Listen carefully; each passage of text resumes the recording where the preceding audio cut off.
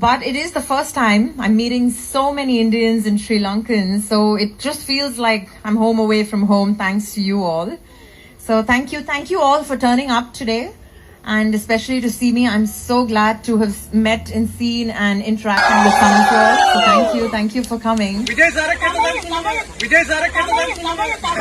தமிழ்ல என்ன பேசணும், எனக்கு ஸ்ரீலங்கன் தமிழ் ரொம்ப பிடிக்கும், ஆனா அது ரொம்ப எனக்கு வராது. அஃப்கோர்ஸ் என்னோட சென்னை தமிழ் நல்லாவே வரும். நீங்க எல்லாரும் தமிழ் பேசுவீங்களா? இங்க ஏன்னா one or two சில பேரு I heard them speak in Telugu, so I'm thinking இருக்கு. இந்த மாதிரி தமிழ் அங்க கூட பேச மாட்டோம். We speak a bit of slang. இங்க ரொம்ப பியூர் தமிழா இருக்கு. And நடிகை த்ரிஷா ஆஸ்திரேலியாவில் இருக்க சிட்னி நகருக்கு போயிருக்காங்க. அங்கே கேஎஸ்டி ஸ்பைஸ் கார்னரில் ஓப்பனிங் செரமனிக்காக சீஃப் கெஸ்ட்டாக போயிருக்காங்க.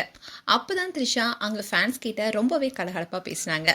அதுவும் தமிழில் பேசுங்கன்னு ஃபேன்ஸ் கோரிக்கை வச்சாங்க. அதுக்கு சிரிச்சபடியே என்ன சொன்னாங்கன்னா, த்ரிஷா தமிழில் பேசுறது ரொம்ப பிடிக்கும், அதுவும் உங்கள் இலங்கை தமிழ் எனக்கு ரொம்பவே பிடிக்கும்னு சொல்லியிருந்தாங்க. இதை தொடர்ந்து த்ரிஷா பேசிட்டு இருந்தாங்க. அப்போ ஃபேன்ஸ் எல்லாம் கைத்தட்டி ஆர்வாரம் செஞ்சாலும் அடுத்த கொஞ்ச நேரத்திலேயே அங்கிருந்த ஃபேன்ஸ்ல ஒருத்தர், த்ரிஷா மேடம் விஜய் சாரை கேட்டதா சொல்லுங்கன்னு சத்தமா கத்தினாரு.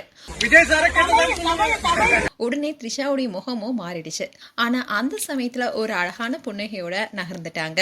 அதோட ரசிகர்கிட்ட மீண்டும் கலகலப்பா பேச ஆரம்பிச்சாங்க. இந்த வீடியோ தான் இப்ப சோசியல் மீடியால வைரலாயிட்டு வருது. அதோட இதை பார்த்த ஃபேன்ஸ் எல்லாருமே த்ரிஷா இந்த கேள்விக்கு பதில் சொல்லனாலும் அந்த சிரிப்பே போதும், த்ரிஷா ரொம்ப புத்திசாலித்தனமா சமாளிச்சிட்டாங்கன்னு சொல்லிட்டு வராங்க.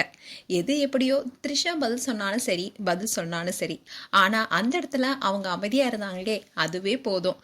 மீண்டும் விஜயும் த்ரிஷாவும் எந்த சர்ச்சையிலையும் சிக்காம இருந்தா சரி, நெட்டிசன் சிலர் கமெண்ட் கொடுத்துட்டு வராங்க.